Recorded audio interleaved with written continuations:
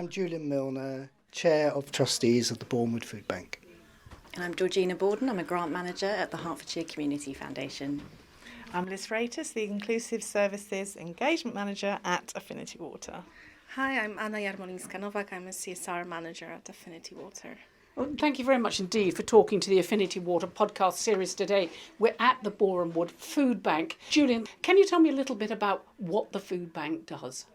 Yes, well, the food bank has been here for 10 years now, and we've been helping all the people in the community who are struggling with food insecurity. We are not just a food bank anymore because our operations have grown significantly over the last few years, where we're offering more financial and social inclusion to our clients. So we try and help them look at the reasons why they are coming to the food bank and then help them seek solutions so they don't need our services any longer. Well, that seems an admirable cause. But first of all, you have seen an increase, or some might say a surge in demand for your services since COVID. That's right. I mean, in 2020, our demand shot up. It more than doubled, in fact, from the previous years. I would say that over the last 2 years, we've helped feed 20,000 people alone in Borehamwood at our food bank. That represents 45% of our entire number of people that we've fed over the last 10 years. That's a rapid increase. And it's not just the pandemic now that's caused that, it's the cost of living crisis, of course. And part of that cost of living crisis is also, they say, food or heat. That's right. People have to make these very stark choices between eating and heating. And if we can help them with other household problems in terms of their budgets, then we're there to try and help them. We get funding to help with various problems that they have with their budgets, so that then they don't need to use the food bank quite so much in the future. Georgina, the Hertfordshire Community Foundation, Affinity Water has teamed up with you, and we've done it in previous years, and Affinity Water is indeed giving a £2,000 grant to the Community Foundation, and you're topping that up to give to the Borehamwood Foodbank. Actually, I think it's all Affinity Water funding. So we are quite lucky that Affinity Water have a fund with us that is invested by the Hertfordshire Community Foundation and has an amount available for grant making every year. And Affinity Water have really kindly topped that up by another £2,000. So we were able to make a £4,500 donation to the Borehamwood Foodbank together, yeah. And that will indeed go towards energy.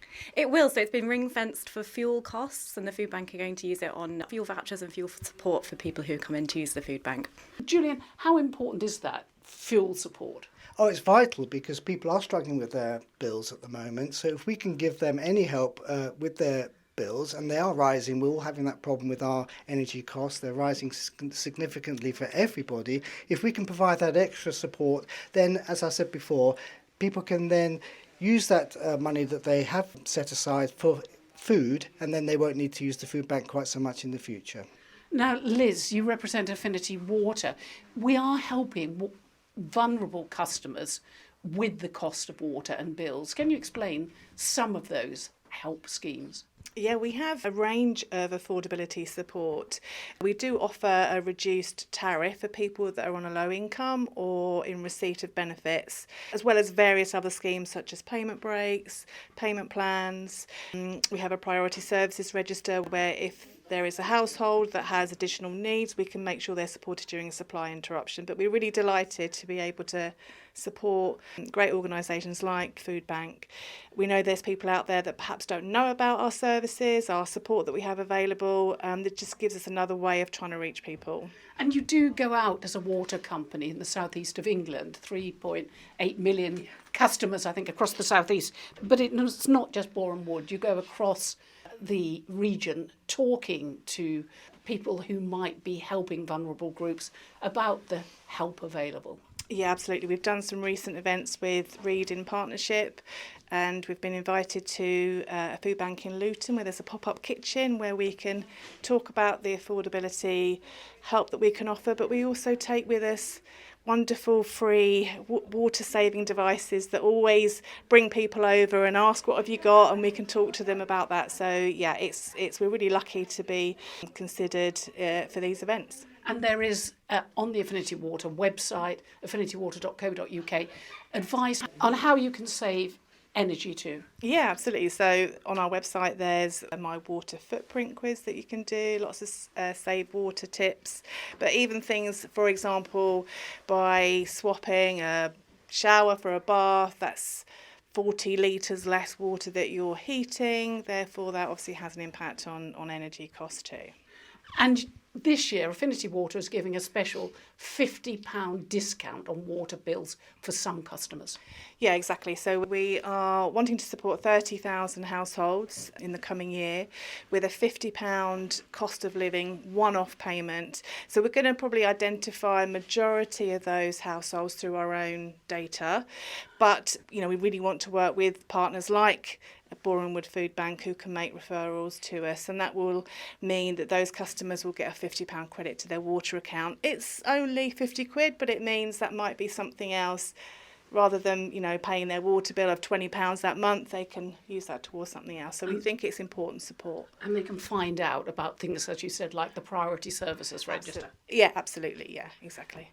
Anna, you represent Affinity Water and you're often out in the community. How important is it for a water company to be visible in the community, to be offering a helping hand in this way?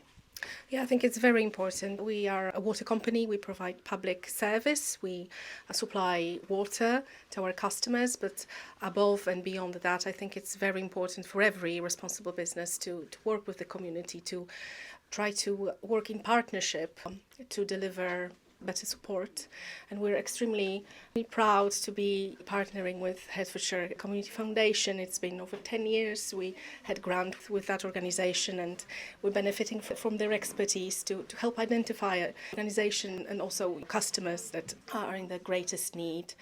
And I think it's really important that local businesses, because we obviously do supply water to customers in this area, to provide that support locally. And Affinity Water staff would also be coming, I think, to the Borehamwood Foodbank to help pack the parcels. Yeah, I think it would be extremely great to explore that opportunity. We have an Affinity Day policy at Affinity Water where we provide our people with up to 4 days of volunteering time in their work time. So this is another mechanism us as a business can support the community, also being involved hands-on. And that's wonderful to hear because we need volunteers. We have around 60 volunteers at the moment, but they're fluid, they come and go, and it's important for us to work with important local companies like Affinity Water who can help us with that volunteering role. Very important for us so that people understand what we do, and of course we value their time hugely. And Julian, just to dig down into the stats, you're Borehamwood Foodbank, but you've taken us through very kindly several graphs. You're the Mayoral charity for the second year running in Hertfordshire, but it's not just food you provide, is it? It's information, it's help. You have a tremendous amount of data on the kind of help that people need. Yes, indeed, we do. We work with a lot of agencies and partner with them. People like Citizens Advice, people like the British Red Cross. There are other local organisations that we signpost clients to because at the end of the day, people are coming to the food bank for a reason. And it's a sticking plaster, if we're honest, that providing food for 3 days as an emergency food pack is just a sticking plaster. What we do like to do is try and find out the reasons why people come, work with those other agencies and help people move out of the reasons for coming to the food bank. It's not just a handout, it's a hand-up approach that we have. And you're part of the Trussell Trust. We are part of the Trussell Trust. Around 2/3 of all food banks in the UK are Trussell Trust affiliated. That's about 1,200 in the entire country. That's a lot. So that's important for us because the Trussell Trust provides us with a lot of resources to help us operate in the local community. Very, very important for us to have that partnership with the Trussell Trust as well, although we are an independent charity in our own right. And there's one stat you're particularly proud of. 60% of people lift themselves out of the situation they're in when they come to the food bank. Yes, that's right. So that's our partnership with Citizens Advice. People who come to see Citizens Advice get all kinds of specific help, But one area we're very proud of is that people get financial benefit if they see citizens' advice, because they get information about how to improve their position in life. They get help with their benefits claims, for example. They can challenge benefit decisions. They get help with debt advice, for example. And the Citizens' Advice has told us in just the last 5 months that they've helped clients that specifically come to the food bank with a financial benefit of £155,000. That's an enormous amount of help that people have got from the Citizens' Advice. And about 60% of the people that have had their advice have now told us that they don't need to use the food bank again. That's excellent, because that's part of the reason why we're here, this holistic approach to help people get out of the reasons why they come to the food bank, give them a greater holistic help, and help them with the hand up rather than just the hand out. And those other impressive statistics are about the amount of food you give out in a year. Oh yes, I mean last year it was about 65 tonnes, it was over 70 tonnes the year before that, and that's just the non-perishable foods. We give out other foods that we don't weigh, which is the fresh foods, but yes, it's a lot of food that we have to give out every day. Well, Georgina, let's just turn to you, because the Hertfordshire Community Foundation, a tremendous amount of need that probably did increase during COVID too. Yes, absolutely. So at the Hertfordshire Community Foundation, we are the largest non-statutory grant maker in the county. We gave out 3.8 million in grants last year, and we saw need double in the first year of the pandemic, and it has only increased since. And we are able to find those smaller charities. So often small charities don't have the resources of larger organisations, and they can be hard to find for people who want to give locally. So we help find those organisations and match them to our donors and, people who want to give in their community. Because the larger charities are more visible, but when we're in need or our loved ones are in need, it's the small local community organisations that we often turn to first. And a 10-year partnership, Anna said, with Affinity Water. Yes, we're really lucky to be managing a fund on behalf of Affinity Water for a long time now, and we invested the original donation, and we make grants in perpetuity of the capital. So we're really pleased that fund will stay benefiting the people of Hertfordshire as long as we're around. So it's and amazing. £4,500 to the Borehamwood Foodbank. Yes, £4,500 to the Borehamwood Foodbank this year. So we're really lucky to have the support of Affinity Water in the work that we do. And if people want to find out more about you, your web address? Yeah, so we are heartscf.org.uk, and anyone can get involved. And your web address, Julian? You can Google us and find us on the Borehamwood Foodbank. And Liz, Affinity Water? affinitywater.co.uk. Help to pay. Help to pay. Yes. Right, well, thank you very much for talking to me. Just before we leave, Julian is just going to take me on a little tour of what's going on, those sound effects that we've been hearing in the background. Julian, it's lunchtime. Well, when we get the food donations, we have to weigh those in, and then we weigh them out when the food goes out. And we are currently in the warehouse where we're making up the food packs. We have 5 different size food packs that we give out. The smallest is for the single person household. The next largest will be for couples.